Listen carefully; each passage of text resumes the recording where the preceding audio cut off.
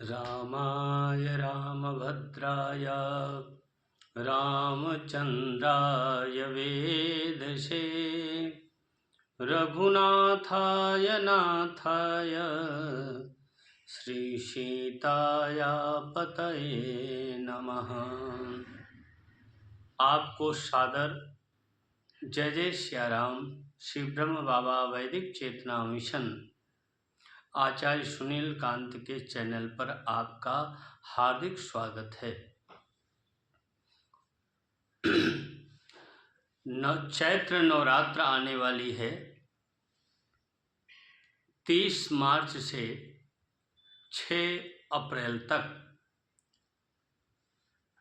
शारदीय नवरात्र या चैत्र नवरात्र में सनातन धर्म को मानने वाले समस्त माँ दुर्गा के भक्तों के यहाँ कलश की स्थापना एवं दुर्गा सप्तशती का पाठ स्वयं या ब्राह्मण के द्वारा कराया जाता है। श्री दुर्गा सप्तशती के 13 अध्यायों का फल प्रथम अध्याय का पाठ करने से, दुर्गा सप्तशती के जो प्रथम अध्याय का पाठ करता है उससे चिंता दूर हो जाती है। दूसरे अध्याय का पाठ करने से कोर्ट कचहरी मुकदमे में विजय प्राप्त होती है। तृतीय अध्याय के पाठ करने से शत्रु पराजित होते हैं। चतुर्थ अध्याय के पाठ से मानव के जीवन में भक्ति और शक्ति की प्राप्ति होती है। पंचम अध्याय का पाठ करने से दर्शन, शक्ति और भक्ति तीनों प्राप्त होते हैं। छठा अध्याय के पाठ से शोक, डर, तंत्र, मंत्र से निवारण होता है। सातवां अध्याय हर मनोकामना जीव की परिपूर्ण होती है। आठवां अध्याय, इस 8वें अध्याय से मिलाप वशीकरण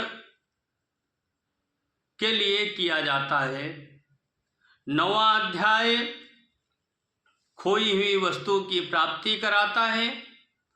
10वां अध्याय पुत्र प्राप्ति, संतान बाधा निवारण के लिए किया जाता है।